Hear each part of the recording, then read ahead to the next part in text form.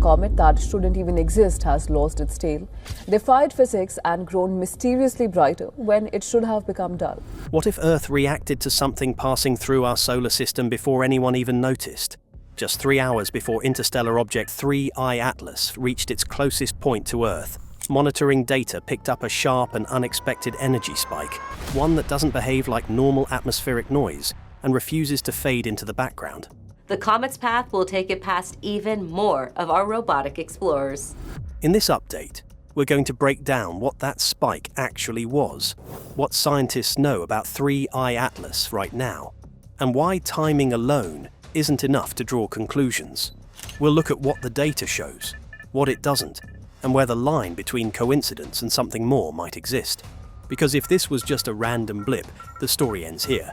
But if it wasn't, then the next interstellar visitor may tell us whether this moment was nothing at all, or the first clue we weren't ready to recognize.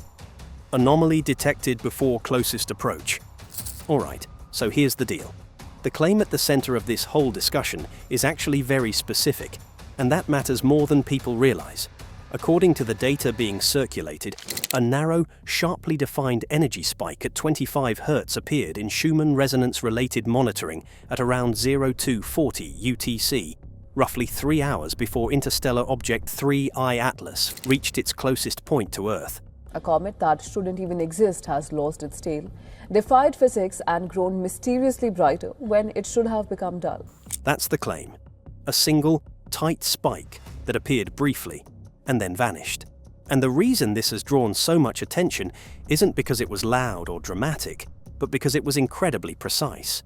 So what does 25 Hz mean here?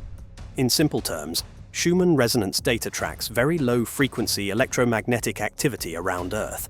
Most of this activity is driven by lightning strikes, which send energy bouncing between Earth's surface and the ionosphere. Normally, when something disturbs this system, the result is a broad spread of energy across nearby frequencies. Lightning doesn't hit just one note, it spreads noise across many. But this event didn't behave that way. It appeared cleanly at 25 Hz, with no meaningful rise at 24 or 26. That alone makes it worth a closer look. What makes this even stranger is that these systems are not built to highlight neat, narrow spikes like this. Schumann resonance charts are usually messy, filled with overlapping waves that rise and fall together as storms break out across the planet. Clean, isolated signals usually get buried in that mess. So when a spike appears that is tightly locked to a single frequency, it's definitely unexpected, as it suggests a source that was focused instead of chaotic. In other words, whatever caused this signal did not behave like normal background activity. And there's another detail that quietly unsettles people who work with this kind of data every day. Nature almost never produces signals that look this neat. Real-world data is usually messy, uneven, and hard to interpret. So when something shows up that is clean, focused, and brief, it's concerning, to say the least. Signals like this force researchers to consider whether they're seeing a rare physical event, a subtle processing issue, or something that doesn't fit into any familiar category. But is that discomfort enough to count as evidence? Or is this the point where scientists have to pause and question their first reaction? And it's only the third object ever confirmed to have come from interstellar space. That brings us to timing, because this is where instincts often take over.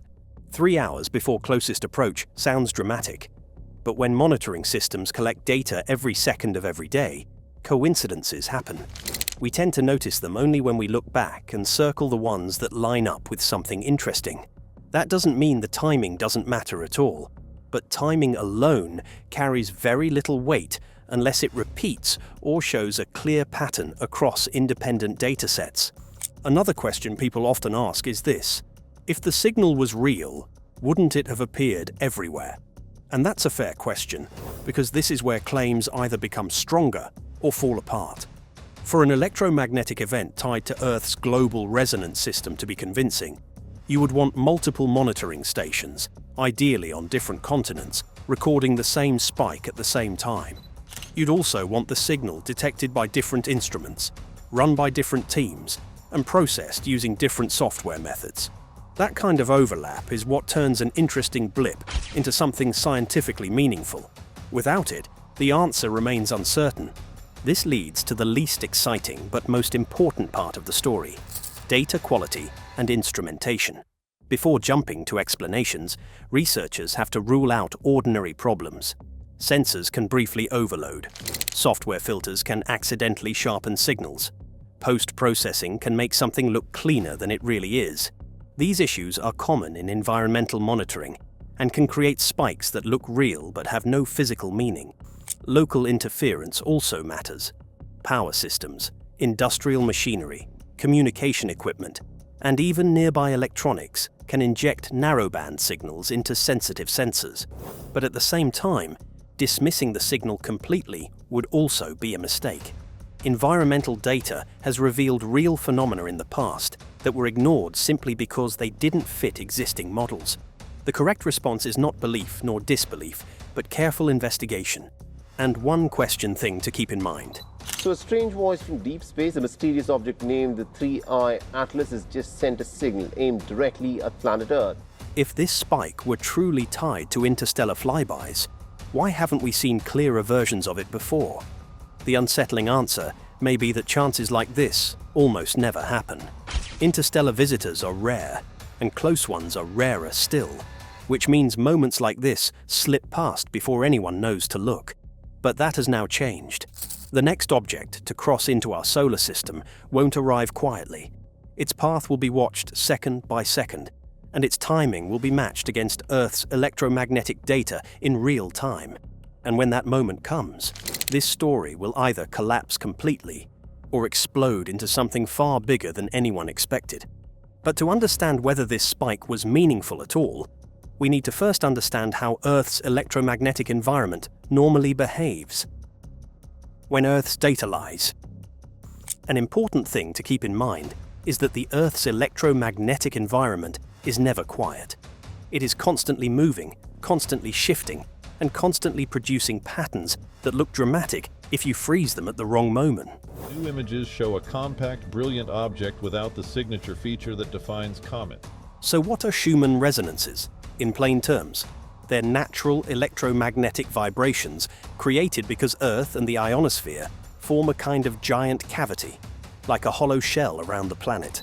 Every time lightning strikes anywhere on Earth, it sends electromagnetic waves racing around this cavity.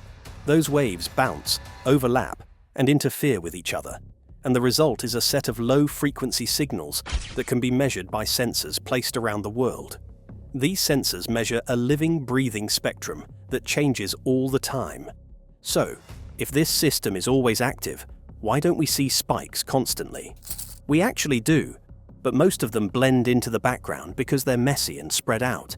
Lightning storms, for example, don't create neat signals. They create wide smears of energy across many nearby frequencies. When thousands of storms are happening at once across the planet, the data looks busy, uneven, and noisy. That noise is normal, but lightning isn't the only thing shaping this data. The strength and structure of these signals also depend on geomagnetic conditions, which are influenced by Earth's magnetic field and how it interacts with charged particles from space. When solar activity increases, such as during solar storms or strong solar wind streams, Earth's magnetosphere gets disturbed. That disturbance can ripple downward into the atmosphere and slightly change how electromagnetic energy moves around the planet. These effects don't announce themselves politely. They show up as subtle shifts, brief spikes, or strange-looking distortions that disappear as quickly as they arrive. NASA-funded telescopes have their eyes on the sky all the time. Seasonal changes matter too, and this part surprises people. Lightning patterns change with seasons, hemispheres, and even time of day. The ionosphere itself expands and contracts depending on sunlight, temperature, and solar radiation. That means the same lightning strike can look different to sensors depending on when it happens. So when you look at a single moment in isolation, it's easy to think you're seeing something rare, when you're really seeing a normal fluctuation caught at a dramatic angle. Now let's talk about sensors, because sensors are not neutral observers. Each monitoring station has its own location, surroundings, hardware and software. Some are closer to cities, some are in remote areas, Some are more sensitive to certain frequencies than others. Small changes in calibration, grounding, or signal processing can produce artifacts that look meaningful if you don't know the full setup. That's why scientists are always cautious about signals that appear strongly at one station, but not clearly at others. And then there's the human-made noise, which is impossible to ignore. Modern civilization floods the environment with electromagnetic signals. Power systems operate at 50 or 60 Hz depending on the region, and those frequencies create harmonics that can leak into nearby measurements. Industrial equipment, transportation systems, communication towers, and even poorly shielded electronics can inject narrowband signals into the local environment. A clean spike does not automatically mean a natural phenomenon. In many cases, clean signals are exactly what human technology produces best. 3I Atlas, a third ever interstellar object observed from Earth, currently racing through our solar system. Now we need to address the seismic angle, because it keeps coming up and it's often misunderstood. There are studies that explore possible electromagnetic changes before earthquakes, and some researchers have reported anomalies appearing hours or days before seismic events. But this field is highly contested. Earthquakes are complex, messy processes, and the signals associated with them are weak, inconsistent, and difficult to separate from background noise. Many reported correlations fail to repeat when tested again. So when someone says a frequency has been linked to seismic precursors, that doesn't mean it's a reliable warning signal. It means scientists are still arguing about whether the link exists at all. This leads us straight into what's known as the coincidence trap. When you monitor many frequencies across many stations over long periods of time, strange alignments are guaranteed to happen eventually. If you look hard enough, you will always find a spike that lines up with something interesting. The danger comes when you only count the hits and ignore the misses. This is called selection bias, and it's one of the most common ways people fool themselves without meaning to. So how do scientists protect against that? They do it by deciding in advance what would count as meaningful, instead of deciding after the fact.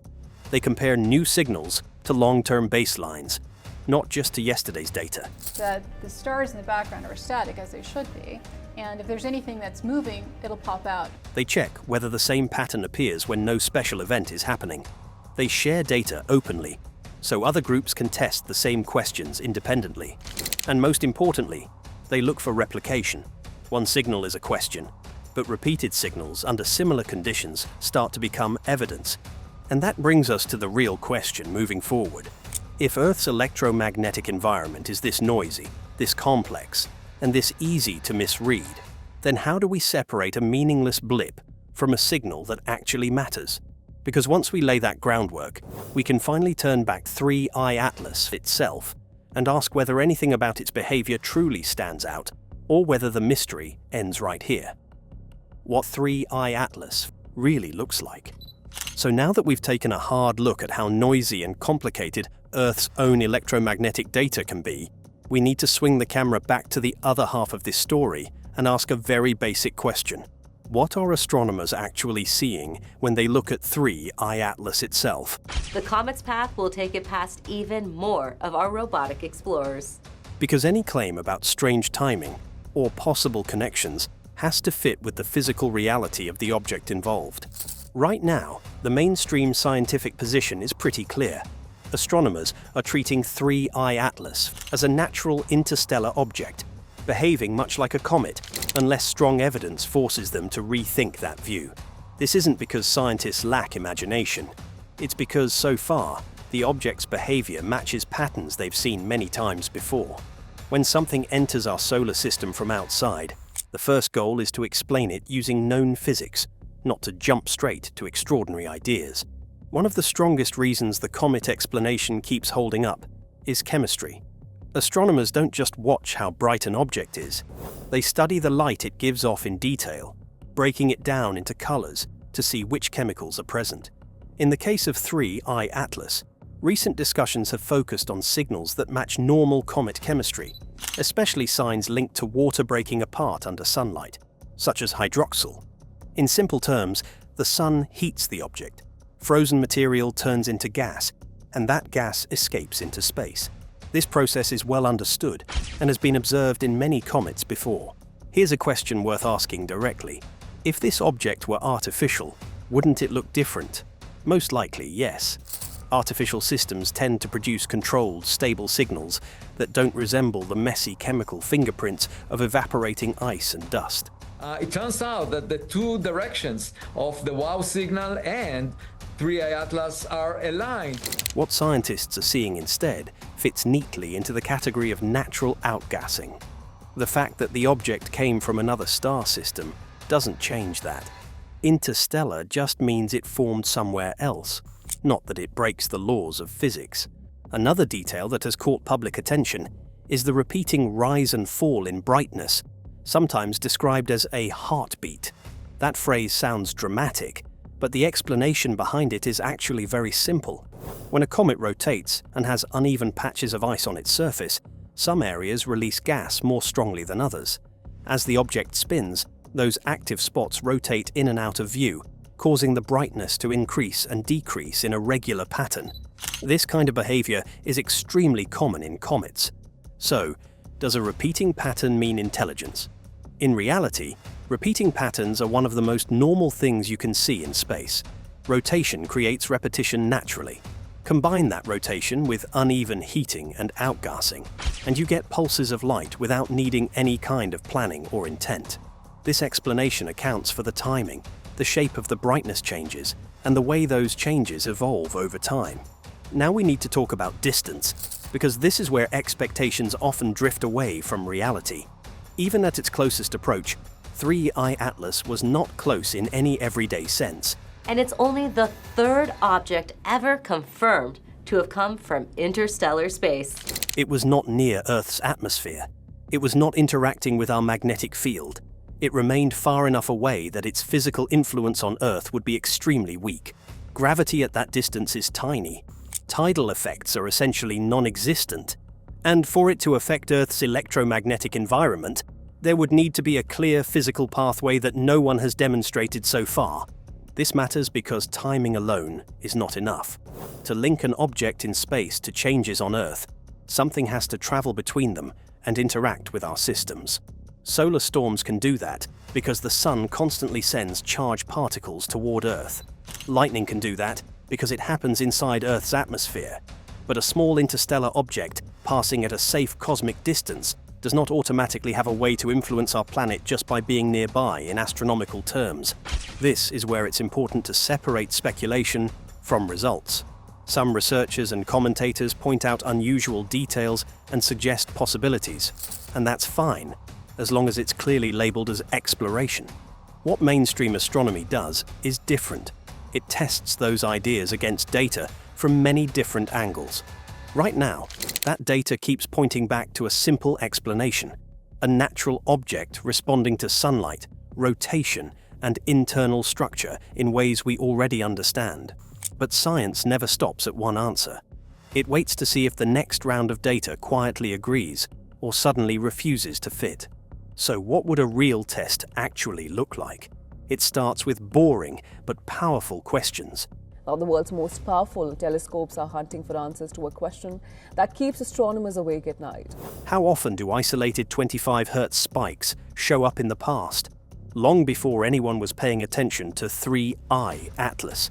If they appear regularly in older data, then this one loses much of its weight. But if they are truly rare, that changes the conversation. Next comes station agreement. Did the same spike appear at multiple monitoring sites at the same time? Or was it limited to one location?